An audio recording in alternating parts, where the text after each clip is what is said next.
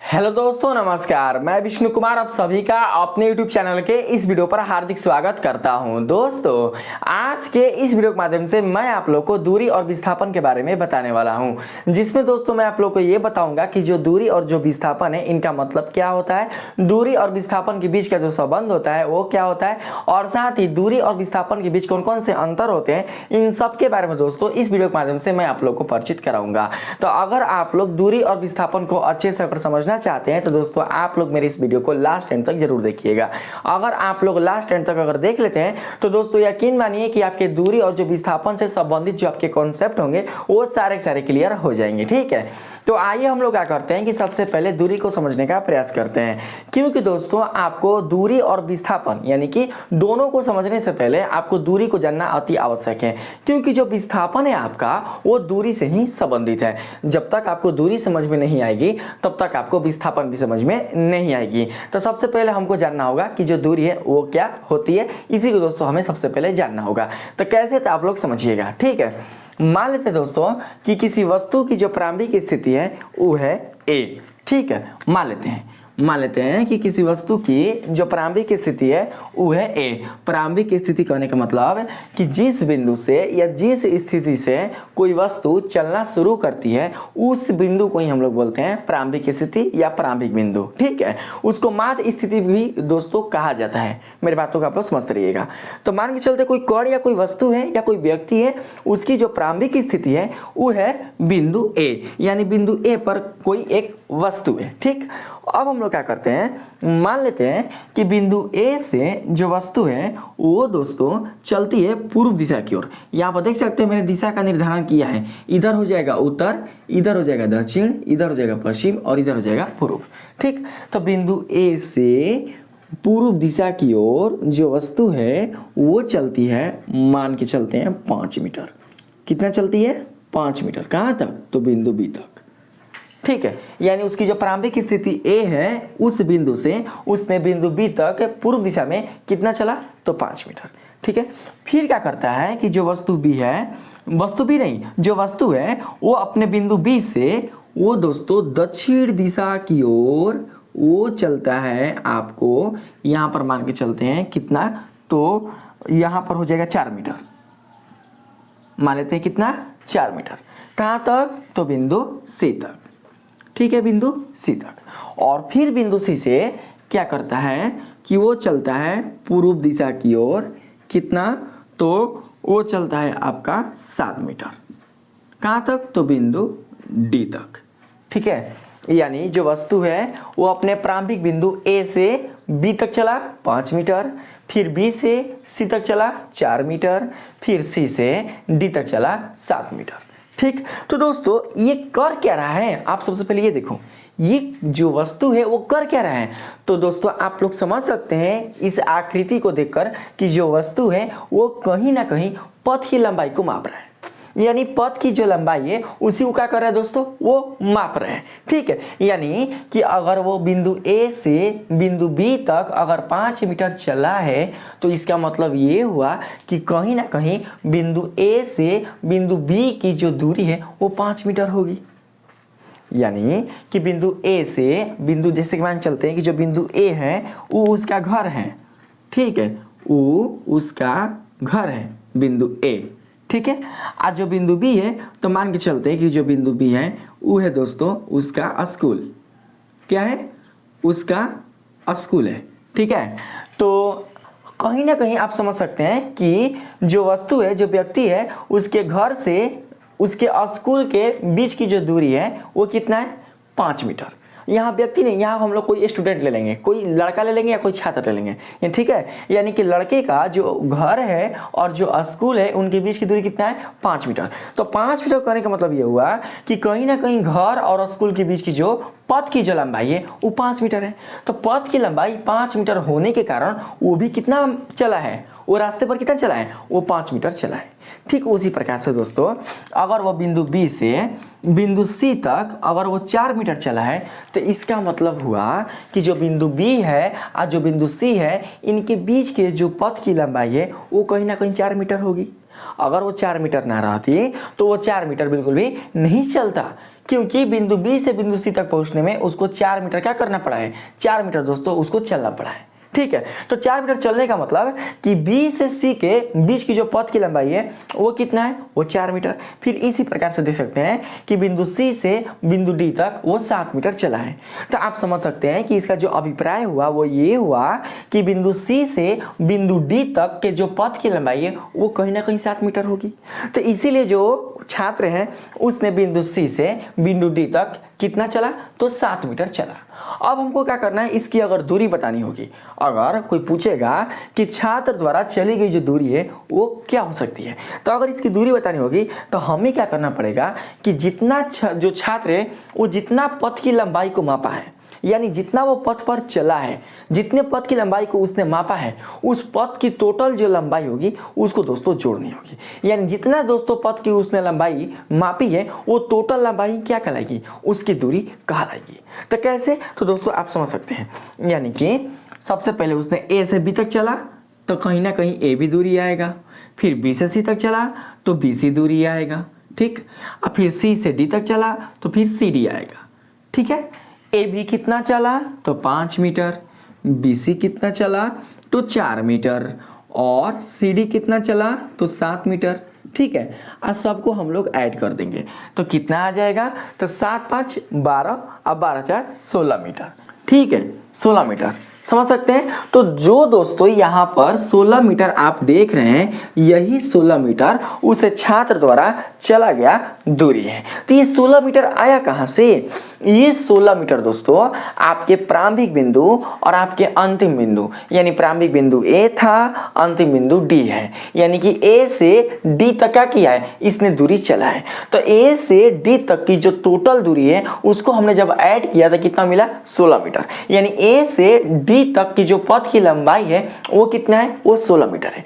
तो आप लोग समझ सकते हैं कि जो दूरी है वो कहीं ना कहीं अपना गुण ये प्रदर्शित करती है कि हमारा जो अभिप्राय है दूरी का, यानी जो दूरी का जो अभिप्राय वो ये है कि किसी कण या वस्तु द्वारा तय की गई रास्ते की कुल वास्तविक लंबाई से है। यानी जो भी कण या जो भी वस्तु या जो भी व्यक्ति अगर वो जितने रास्ते की लंबाई को तय करता है उस रास्ते की टोटल लंबाई क्या कहलाती है, उसकी दूरी कहलाती है। जिस प्रकार से यहाँ पर छात्र ने टोटल कितना चला, तो टोटल 16 मीटर चला, तो ये 16 मीटर ही क्या कहलाएगी, उसकी दूरी कहलाएगी। मेरी बातों को समझ रहे ना। तो इसीलिए मैंने यहाँ पर परिभाषा लिखा, किसी वस्तु या कण द्वारा तय की गई रास्ते की कुल वास्तविक लंबाई, यानी टोटल वो कितना चला, ठीक है। तो टोटल कितना चला भाई, तो टोटल वो ए से डी तक चला। तो ए से डी तक पहुंचने में उसको दोस्तों टोटल कितने मतलब कि पथ की लंबाई को उसको दोस्तों चलना पड़ा, तो 16 मीटर पथ की लंबाई क्या करना पड़ा, उसको दोस्तों चलना पड़ा। इसलिए 16 ही मीटर क्या होगी, उस छात्र की लंबाई यानी कि दूरी हो जाएगी, ठीक है। तो अब आप समझ गए कि दूरी हम लोग किसको बोलते हैं। अब हम यही बात करें विस्थापन का, कि विस्थापन क्या होता है। तो दोस्तों देख सकते हैं कि विस्थापन में मैंने यहाँ पर क्या बताया है, किसी वस्तु या कण द्वारा एक निश्चित दिशा में तय की गई दूरी को विस्थापन कहते हैं। यहाँ पर बताया जा रहा है किसी वस्तु या कण द्वारा एक निश्चित दिशा में तय की गई दूरी। तो कहीं देखिए दूरी आया ना शब्द, तो अगर आप दूरी ना समझे होते तो क्या आप विस्थापन को समझ जाते हैं, नहीं समझते। इसीलिए मैंने सबसे पहले आपको दूरी को समझाया। तो यहाँ पर जो संबंध है वो क्या है, यहाँ पर दोस्तों जो संबंध है वो एक ऐसी दूरी से है जिसमें एक निश्चित दिशा हो। यहाँ पर दिशा चेंज हो रहा है, यानी कि जो छात्र है जब वो ए से बी की ओर चला तो किस दिशा में चला, तो पूर्व दिशा में। फिर बी से सी की ओर चला तो किस दिशा में चला, तो दक्षिण दिशा में। और फिर सी से किस दिशा में चला, सी से डी की ओर, तो पूर्व दिशा में। तो आप देख सकते हैं कि इसकी जो दिशा है दोस्तों वो चेंज हो रही है, वो बदल रही है, वो परिवर्तनशील है। यानी कि पहले पूर्व, फिर दक्षिण, फिर पूर्व, यानी दिशा चेंज हो रहा है। तो दिशा चेंज नहीं होना चाहिए। जो विस्थापन है वो एक ऐसी दूरी को व्यक्त करती है जिसमें दिशा अपरिवर्तनशील रहती है, यानी उसकी दिशा बिल्कुल भी बदलती नहीं है। तो अब आप लोग सोचो कि हमारा जो बिंदु ए है और जो बिंदु डी है, अगर हमको बिंदु ए से बिंदु डी तक पहुंचना है तो ऐसा क्या करें कि हम बिना दिशा बदले ही हम बिंदु ए से बिंदु डी तक पहुंच जाएंगे। यानी हमारे दिशा में कोई परिवर्तन नहीं होना चाहिए, बिना दिशा को चेंज किए हम ए से डी तक हम चले जाएं। तो उसके लिए क्या करना पड़ेगा, उसके लिए दोस्तों आपको बिंदु ए से बिंदु डी तक का एक रास्ता बनाना होगा। एक रास्ता बनाना होगा। हो सकता है थोड़ा सा ये रास्ता टेढ़ा मेढ़ा है, आप लोग समझ के रखना। बिंदु ए से बिंदु डी तक हमको एक रास्ता बनाना होगा। अगर हम रास्ता बना लेंगे तो देख सकते हैं कि जो रास्ता है आपका वो एक निश्चित दिशा में है। डायरेक्टली कहाँ, तो बिंदु ए से बिंदु डी की ओर, यानी कि बिंदु ए से बिंदु डी तक पहुंचने में इस पथ की कोई भी दिशा चेंज नहीं हुई है, यानी इस पथ की जो दिशा है वो अपरिवर्तनशील है। अगर इस पथ को अगर आप सीधे पकड़ कर चलोगे तो डायरेक्टली आप कहाँ पहुंच जाओगे, बिंदु डी तक। ठीक, तो ये जो आप पथ देख रहे हैं बिंदु ए से बिंदु डी जो वाला जो नया जो पथ देख रहे हैं आप, एडी पथ, यही क्या कहलाएगा, यही दोस्तों विस्थापन कहलाएगा। इसी को विस्थापन बोलते हैं। तो आप लोग समझ सकते हैं कि जो विस्थापन वो क्या कहलाता है, ये भी दूरी है। देखो जो बिंदु ए है और जो बिंदु डी है, तो बिंदु ए से बिंदु डी तक पहुंचने में इसकी जो पथ की लंबाई होगी वो कुछ ना कुछ होगी। जो पथ की लंबाई होगी मान के चलते हैं वो कितना होगी, वो x मीटर। तो जो x मीटर आप पथ की लंबाई देख रहे हैं वही x मीटर क्या कहलाएगा, वही दूरी कहलाएगा। तो विस्थापन भी एक दूरी ही होती है, लेकिन कैसी होती है वो दोस्तों, एक दूरी ऐसी होती है जिसमें दिशा का बिल्कुल भी परिवर्तन नहीं होता है। इसमें दिशा क्या होता है, अपरिवर्तनशील रहता है। ठीक है, अब इसमें आप लोग क्या देख सकते हैं, आप लोग इसमें ये देख सकते हैं कि जिसमें दिशा का परिवर्तन होता है वो कहलाता है अदिश, और जिसमें दिशा का परिवर्तन नहीं होता है वो कहलाता है सदिश। तो दिशा का जो परिवर्तन है वो किस में हुआ, तो दिशा का जो परिवर्तन है वो हुआ दोस्तों आपके दूरी में, यानी ए से बी, बी से सी से डी। ये क्या था, ये दोस्तों दूरी था। ठीक है, तो दूरी में आपका दिशा का जब परिवर्तन हुआ तो हम लोग बोल सकते हैं कि इसमें जो दिशा होती है वो परिवर्तनशील होती है। देखिए इसकी दिशा परिवर्तनशील होती है, इसलिए यह अदिश राशि है, यानी कि जिसकी कोई एक निश्चित दिशा नहीं होती उसको हम लोग बोलते हैं अदिश राशि। तो आप लोग समझ के रखना कि जो आपकी दूरी है वो एक अदिश राशि है। ठीक, अगर बात करें हम लोग विस्थापन का, तो ए बिंदु ए से बिंदु डी तक की जो आपकी दूरी मिली है एडी, इसमें किसी भी दिशा का परिवर्तन नहीं हुआ है। उसकी क्या है, एक कोई एक दोस्तों क्या है, एक निश्चित दिशा है। वो एक निश्चित दिशा की ओर ये पथ क्या गया है, ये दोस्तों ये पथ चला गया है बिंदु डी की ओर। तो आप समझ सकते हैं कि इसकी जो दिशा है वो बिल्कुल भी दोस्तों अपरिवर्तनशील है, यानी कि परिवर्तनशील नहीं है। ठीक ना, तो हम लोग समझ सकते हैं कि जो विस्थापन है आपका वो कैसी राशि है, वो है सदिश राशि। क्यों, क्योंकि इसमें एक दिशा भी है परिमाण के साथ। तो आप लोग समझ के रखना विस्थापन की जो दिशा होती है वो अपरिवर्तनशील होती है, यानी नहीं बदलती है, और दिशा अपरिवर्तनशील होने के कारण यह एक सदिश राशि है। ठीक, मेरी बात को समझ गए। अब थोड़ा सा तीसरा गुण देखना, इसी में इसी डायग्राम में आप देखना थोड़ा सा तीसरा गुण आपको क्या मिल रहा है। दोस्तों आप लोग देख सकते हैं कि जब आप बिंदु ए से बिंदु बी तक वस्तु को लेकर गए, फिर बिंदु बी से बिंदु सी तक जो छात्र हैं वही उसको लेकर गए, फिर बिंदु सी से बिंदु डी तक लेकर गए, तो टोटल जो उसकी दूरी थी वो निकल कर आई थी 16 मीटर, है ना, 16 मीटर। ठीक है, तो 16 मीटर करने का मतलब कि इसकी जो पथ है वो काफ़ी क्या है, लंबा है। किसकी तुलना में, एडी पथ की तुलना में, यानी कि देख सकते हैं ये ऐसे फिर ऐसे तब ना डी पर पहुंचा, ऐसा का है डायरेक्टली ऐसे डी पर पहुंच गया। तो यहाँ पर देखिए पथ किसका लंबा है, पथ जो है वो दूरी का लंबा है, जबकि विस्थापन का छोटा है। पथ जो है वो दूरी का लंबा है और विस्थापन का छोटा है। तो यहाँ पर आप लोग समझ सकते हैं कि जो विस्थापन होता है वो दो बिंदुओं के बीच की एक न्यूनतम दूरी होता है। मेरे कहने का मतलब है कि जो दूरी होता है वो भी दो बिंदुओं को क्या करता है, एक बिंदु से दूसरे बिंदु को जोड़ता है, और जो विस्थापन होता है वो भी एक बिंदु से दूसरे बिंदु की ओर जोड़ता है। लेकिन जो विस्थापन है वो एक बिंदु से दूसरे बिंदु मतलब प्रारंभिक बिंदु को अंतिम बिंदु से बिना दिशा परिवर्तन किए जोड़ता है, जबकि जो दूरी है वो प्रारंभिक बिंदु को अंतिम बिंदु से दिशा परिवर्तन करते हुए जोड़ता है। समझे, तो आप समझ सकते हैं कि इन दोनों में यानी कि दूरी और विस्थापन में जो पथ की लंबाई है वो दोस्तों आपको छोटा दिखाई दे रहा है, किसका, तो वो दिखाई दे रहा है आपको विस्थापन का। तो समझ सकते हैं कि जो विस्थापन होता है वो दोस्तों सदैव आपके दूरी से छोटा होता है। वो क्या होता है, वो दूरी से छोटा होता है। ठीक है, अब आप लोग थोड़ा सा ये समझ के रखना है कि जो विस्थापन होगा वो कभी भी दूरी से बड़ा नहीं होगा, दूरी से क्या होगा, वो छोटा होगा। अब आप लोग बोलोगे कि बराबर होगा कि ना, तो दोस्तों बराबर हो सकता है। कैसे, मैं आप लोगों को समझाता हूँ। देखिए मान के चलते हैं दोस्तों, मान के चलते हैं कि ये आपका घर हुआ, ये घर हुआ, ये स्कूल हुआ, और यहाँ पर मान के चलते हैं कि कोई मंदिर है। ठीक, यहाँ पर कोई मंदिर है, ठीक है, मंदिर है, और आपको इस मंदिर तक जाना है।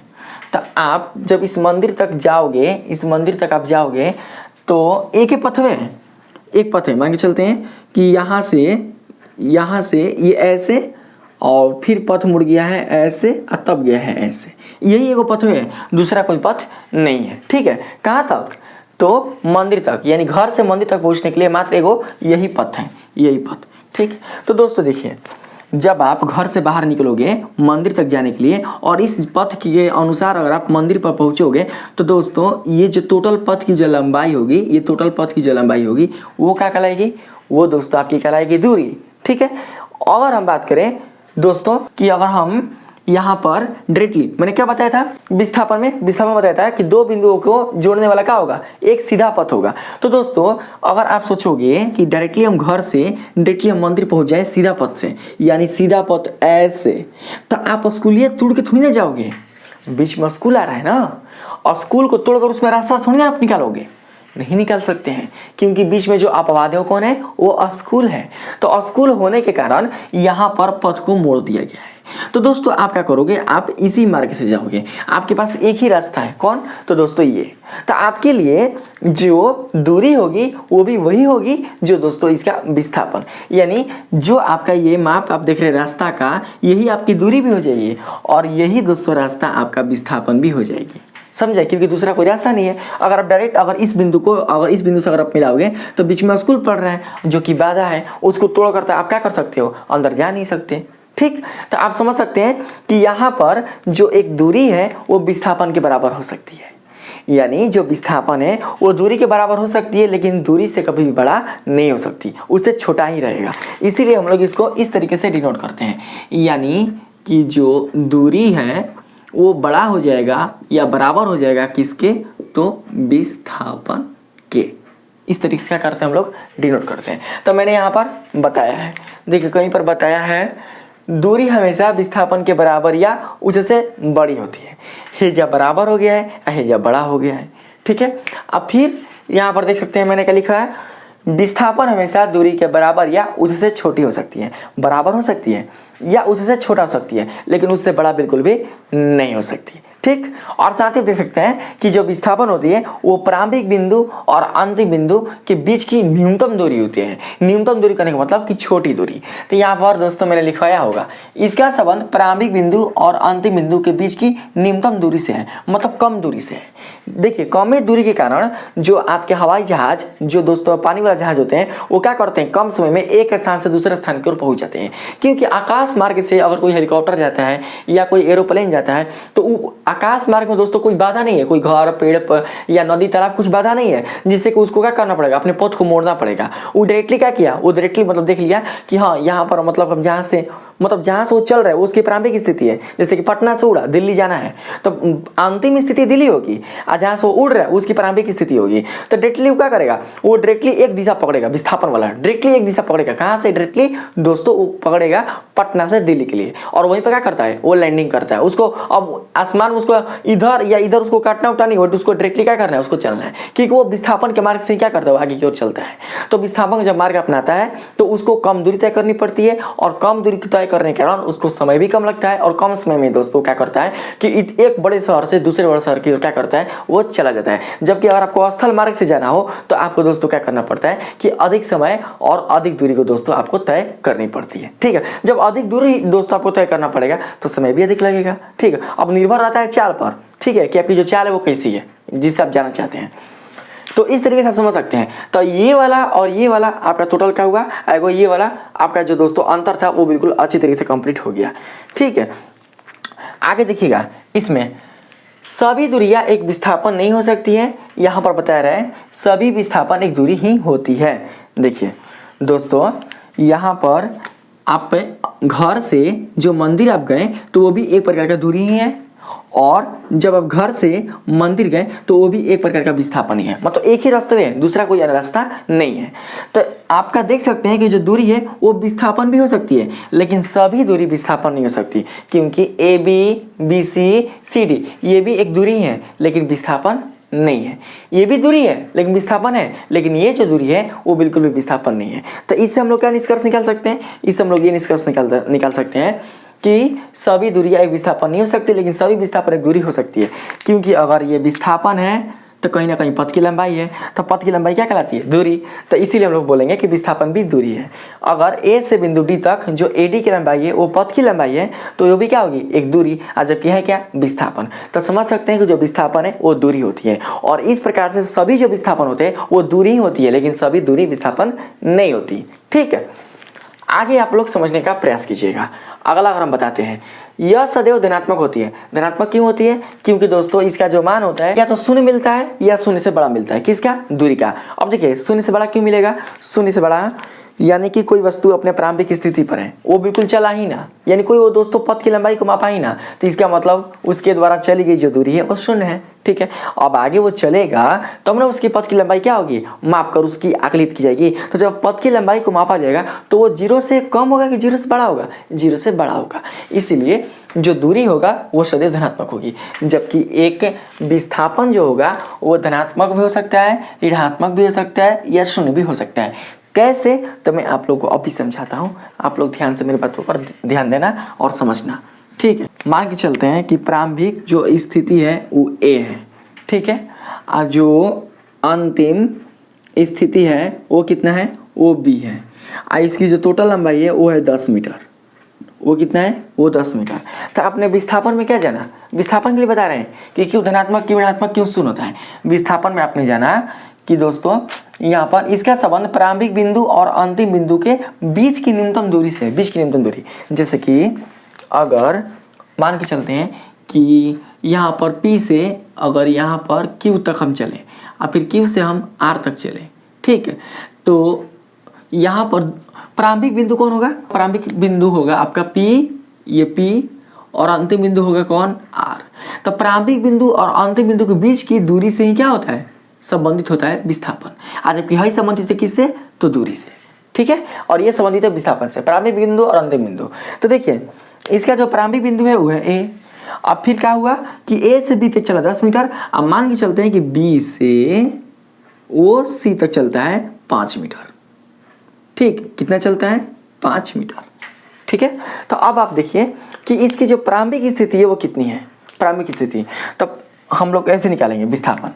देखिए ऐसे निकालेंगे, अगर विस्थापन निकालना है तो विस्थापन को तो बतेबे किए हैं, इसे एस वेक्टर, आर वेक्टर या डी वेक्टर से सूचित किया जाता है। यानी जिसके ऊपर तीर का निशान होगा वो सदिश कहलाएगा, और जिस पर तीर का निशान नहीं होगा वो अदिश कहलाएगा। दोनों का संकेत वही होगा, बस फर्क इतना है कि इस पर तीर नहीं रहेगा तो इसको अदिश समझेंगे, इस पर तीर है तो इसको सदिश समझेंगे। तो हम लोग क्या करते हैं, यहाँ पर ले लेते हैं एस वेक्टर। ठीक है, जो कि बताता है किसको? तो विस्थापन को। तो दोस्तों देखो प्रारंभिक बिंदु कौन है? प्रारंभिक बिंदु ए है, और अंतिम बिंदु कौन है? तो अंतिम बिंदु सी है। तो हमें क्या करना है? प्रारंभिक बिंदु और अंतिम बिंदु के बीच की दूरी को निकालना है। तो कैसे निकालेंगे समझना। देखिए कैसे निकालेंगे। पूरी दूरी कितना है? पूरी दूरी ए से बी तक टोटल जो दूरी है वो है 10 मीटर। ए से बी तक टोटल दूरी कितना है? 10 मीटर। तो लिखेंगे ए बी। ठीक, और फिर बी से सी तक तो लिखेंगे बी सी। ठीक, तो ए बी क्या जो टोटल दूरी है वो है 10 मीटर, माइनस बी सी कितना है? तो वो है 5 मीटर। घटाएंगे कितना आएगा? 5 मीटर। यानी कहने का मतलब दोस्तों कि हई जो ना आप प्रारंभिक जो बिंदु देख रहे हैं, हई ए, हई प्रारंभिक बिंदु, हई वाला बिंदु है ए। ठीक है, हई वाला बिंदु ए, और जो अंतिम बिंदु हई ना अंतिम है, हई है सी। हई जो आप देख रहे बिंदु है, हई क्या चाहिए? अंतिम है। तो इस प्रारंभिक बिंदु और अंतिम बिंदु के बीच की जो न्यूनतम दूरी होगी वो कितनी होगी? वो होगी 5 मीटर। समझ सकते हैं, ए से बी तक टोटल दूरी कितना है भाई? 10 मीटर। अब फिर बिंदु बी से वो सी तक लौट गया 5 मीटर। तो कहीं ना कहीं हाथ ए से सी तक जो दूरी बचा होगा वो 5 मीटर ना बचा होगा, तब ना 5 मीटर इसमें डाल देंगे तो 5 और 5 मीटर कितना हो जाएगा? Total 10 metre. समझे? तो अब देखिए ये हो गया प्रारंभिक बिंदु, हाई हो गया अंतिम बिंदु। तो इससे आपको क्या पता चल रहा है? इससे आपको ये पता चल रहा है कि जब वस्तु का विस्थापन धनात्मक होता है, ये कैसा विस्थापन निकला? तो प्लस, यानी कि धनात्मक। जब वस्तु का विस्थापन धनात्मक होता है तो उसकी जो अंतिम स्थिति होती है, अंतिम स्थिति कौन है? बिंदु सी। उसकी जो अंतिम स्थिति होती है उसके प्रारंभिक स्थिति के दाईं ओर होती है। प्रारंभिक स्थिति कौन है? तो अपरारंभिक स्थिति है आपका ये ए। तो इसके दाईं ओर, इधर दाईं होता है और इसके इस साइड बाईं होता है। ठीक है, तो इसका जो जो अंतिम स्थिति होगा वो प्रारंभिक स्थिति की क्या होगा दोस्तों, वो दाईं तरफ। तो देखिए मैंने लिखवाया है, देखिए नीचे, यदि कण का विस्थापन धनात्मक है तो उसकी अंतिम स्थिति उसके प्रारंभिक स्थिति के दाईं ओर होगी। विस्थापन कैसा, धनात्मक। तो देख सकते हैं कि जो आपका विस्थापन है वो धनात्मक आपका मिल चुका है, इसलिए मैंने यहाँ पर लिखा है यह धनात्मक। अब देखते हैं ऋणात्मक मिलता है कि ना। ठीक है, देखिए दोस्तों, मान के चलते हैं कि ये जो आप देख रहे हैं ए से बी तक, वो टोटल लंबाई कितना था, 10 मीटर। लॉट कितना रहा है, सी बिंदु पर 5 मीटर। हम लोग मान लेते हैं कि वो बी, फिर बिंदु बी से वो बिंदु ए तक आ गया। अब फिर बिंदु ए से क्या कर रहा है, वो थोड़ा सा आगे बढ़ जा रहा है। कहाँ तक, तो दोस्तों बिंदु सी तक। अब एडजस्ट मिटा दीजिए, टोटल टोटल है ना, हाई सब टोटल, हाई बिंदु नहीं रहेगा, समझिएगा समझिएगा। थोड़ा सा इसको हम लोग इस तरीके से मिटा दे रहे हैं, तो ये हो जाएगा आपका सी। ठीक है, समझना, आपका प्रारंभिक बिंदु ए होगा, अंतिम बिंदु सी होगा। तो विस्थापन बोलता है प्रारंभिक बिंदु और अंतिम बिंदु के बीच की न्यूनतम दूरी। तो प्रारंभिक बिंदु ए है, अंतिम बिंदु सी है, तो हाँ ये दूरी आपको निकालना है कि ये कितना होगा। ठीक है, तो ये दूरियां निकालने के लिए क्या करना पड़ेगा दोस्तों, ये दूरियां निकालने के लिए सबसे पहले आपको देखना होगा कि टोटल ये कितना चला। देखिए मान के चलते कि 3 मीटर चला है, इधर यो देखिए ए से बी तक 10 मीटर, अब फिर बी से कहाँ तक चला है, सी तक। ठीक है, तो क्या कर सकते हैं, हम लोग लिख सकते हैं इस तरीके से, तो लिखेंगे ए बी। क्यों, क्योंकि ए से बी तक चला है कितना, तो ए बी दूरी तय किया, तो लिखेंगे ए बी। अब फिर बी से चल रहा है सी तक, बी से कितना, सी तक, तो लिखेंगे बी सी। देखो दोस्तों, ए से बी तक की जो लंबाई है वो कितनी है, 10 मीटर, तो लिखेंगे 10 मीटर। अब माइनस बी सी, देखिए बी से ए तक कितना है, 10 मीटर। अब फिर ए से सी तक 3 मीटर अधिक चला है, तो बी से सी तक टोटल लंबाई कितनी हो जाएगी, 10 मीटर, और ये 3 मीटर, 13 मीटर। तो यहाँ पर लिखेंगे 13 मीटर। अब बराबर देखिए कितना होगा, -3 मीटर। यानी वस्तु का जो विस्थापन है वो कितना आ गया, वो आ गया ऋणात्मक, -3 मीटर। तो समझ गए ना आप लोग यहाँ पर। तो आप लोग समझ सकते हैं कि वो क्या किया है, ये दोस्तों अपने प्रारंभिक स्थिति के इसकी जो अंतिम स्थिति है वो बाईं ओर है, लिखवा है ना। यदि कण का विस्थापन ऋणात्मक है ऋणात्मक, यदि कण का विस्थापन ऋणात्मक है तो उसकी अंतिम स्थिति उसके प्रारंभिक स्थिति के बाईं ओर होगी। तो देख सकते हैं हाई है आपका प्रारंभिक स्थिति ए, ठीक है, तो हाई होता है क्या चाहिए, बाईं ओर। तो देख सकते हैं अंतिम स्थिति क्या है, इसके बाईं ओर है ना। सी क्या है, अंतिम स्थिति है, तो इसके बाईं ओर है।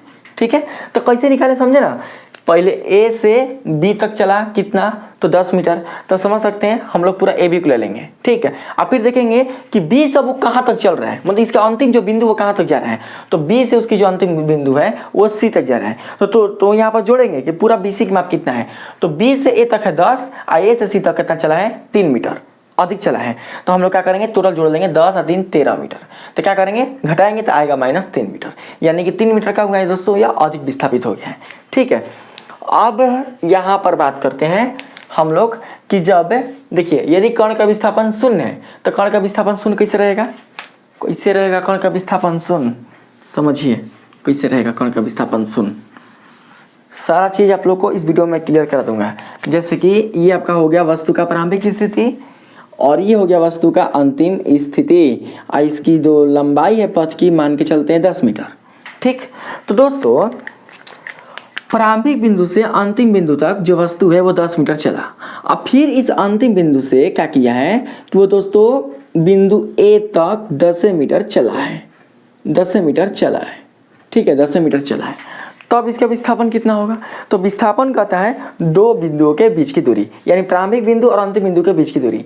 तो देखिए यहाँ पर जो प्रारंभिक बिंदु था वो ए था, प्रारंभिक बिंदु कौन था, तो ए था।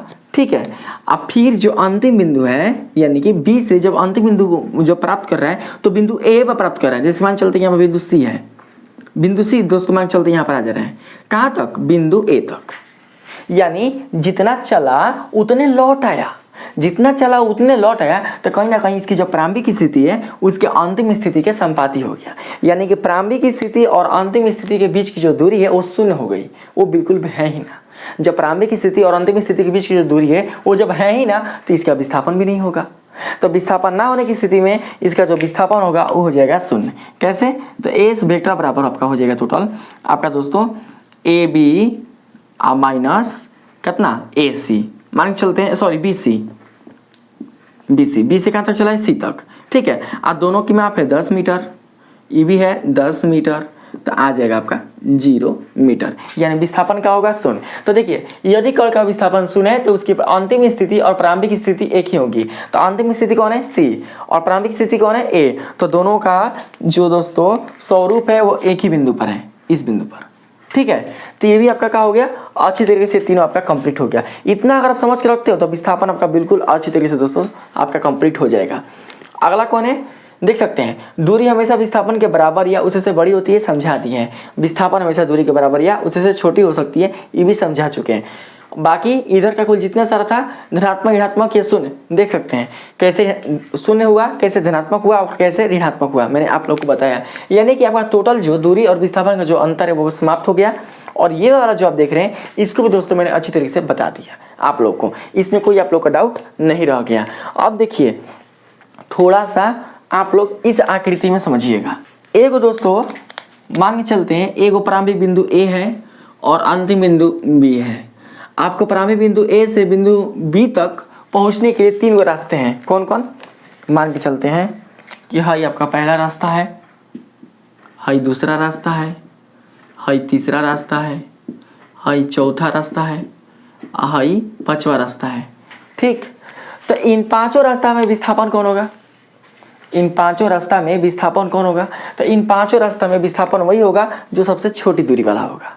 यानी प्रारंभिक बिंदु और अंतिम बिंदु को जोड़ने वाला जो सबसे छोटी दूरी होगा वही क्या कहलाएगा? वही इन दोनों बिंदुओं के बीच का विस्थापन कहलाएगा। तो देख सकते हैं कि इन 5 रास्ता में जो आपका रास्ता नंबर जो पथ नंबर 3 है वो बाकी से रास्तों से क्या है? छोटा है। और साथ ही देख सकते हैं कि वो डायरेक्टली क्या है? वो बिना अपना दिशा परिवर्तन किए हुए वो डायरेक्टली बिंदु ए से बिंदु बी तक वो गया हुआ है। तो इसीलिए जो ए बी जो पथ होगा वो आपका विस्थापन हो जाएगा। अब बाकी जो आप ये वाला पथ देख रहे हैं, ये वाला क्या बोलते हैं? पथ 1, पथ 2, पथ 4, पथ 5, ये क्या हो जाएंगे? ये आपके दूरी हो जाएंगे। समझे? तो आप देख सकते हैं कि आपका विस्थापन भी दूरी होगा और ये सब भी दूरी होगा, लेकिन बिंदु ए से बिंदु बी तक पहुंचने में ये क्या कर रहा है? ये दोस्तों सीधा रास्ता पकड़ रहा है, एक दिशा के लिए पकड़ रहा है, नीचे दिशा के लिए पकड़ रहा है, इसलिए ये दोस्तों आपके विस्थापन के रूप में जानी जाइए।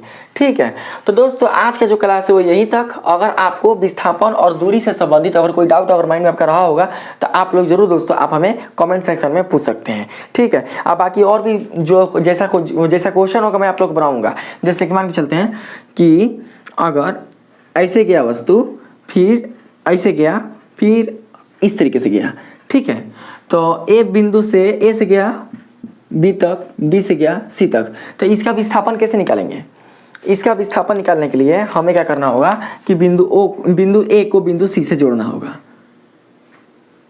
अगर आप AC की लंबाई निकाल लोगे तो समझो कि आपका विस्थापन निकल जाएगा। तो देखिए दूरी निकालने में कुछ करना नहीं है। अगर AB की लंबाई कितना है? अगर 5 मीटर है, BC की BC हो जाएगा D। अगर BC की अगर है दोस्तों यहाँ पर 4 मीटर, अगर इसकी है 3 मीटर, तो सिंपल है, सबको जोड़ देंगे। 5 4 9 और 9 3 कितना होता है? 12 मीटर दूरी निकल गया आराम से। दूरी में कुछ भी नहीं करना है, बस जितना पथ है उसको टोटल को जोड़ देना है, लेकिन विस्थापन में दिमाग लगाना है। अब देखना ये है कि बिंदु A से बिंदु D तक की जो आपका पथ है AD, इसका दूरी कैसे निकलेगा? तो यहाँ दिमाग से तो क्या करेंगे हम लोग, अगर निकालना होगा तो दोस्तों कुछ नहीं, मान लेते हैं कि इस पथ जो सीढ़िया पथ देख रहे हैं ना उसको थोड़ा सा आगे बढ़ा दो, ऐसे ऐसे। ठीक, इसको क्या करो नीचे मिला दो। तो इस तरीके से देख सकते हैं कि आपका ABC मान के चलते कि बढ़ा हुआ है ई तक। तो देख सकते हैं दोस्तों कि आपका ABCE एक प्रकार का क्या हो गया? आयत, और आयत की सम्मुख भुजाएं बराबर होती है। तो हाई 5 मीटर है तो हाई 5 मीटर। ठीक, आयत का प्रत्येक और समकोण होता है तो यहाँ 90 डिग्री हो जाएगा। तो इस तरीके से देख सकते हैं कि हाई क्या हो गया? AED एगो समकोण त्रिभुज हो गया। तो 5 मीटर और 3 मीटर दोनों को अगर ऐड कर देंगे तो पूरा हो जाएगा 8 मीटर। आपका आधार मिल गया। हाई क्या हो गया? लंब। देखिए जब आयत है तो सम्मुख भुजा बराबर, हाई 4 मीटर है तो ये भी कितना हो जाएगा? 4 मीटर। ये भी हो जाएगा 4 मीटर। ठीक, 4 मीटर। तो आप देख सकते हैं हई 8 मीटर और 4 मीटर दोनों क्या करेंगे हम लोग पाइथागोरस प्रमेय की सहायता से हम लोग एडी की माप निकाल लेंगे। यानी पाइथागोरस प्रमेय बोलता है कर्ण का वर्ग जो होता है वो लंब का वर्ग और आधार के वर्ग के योग के बराबर होता है।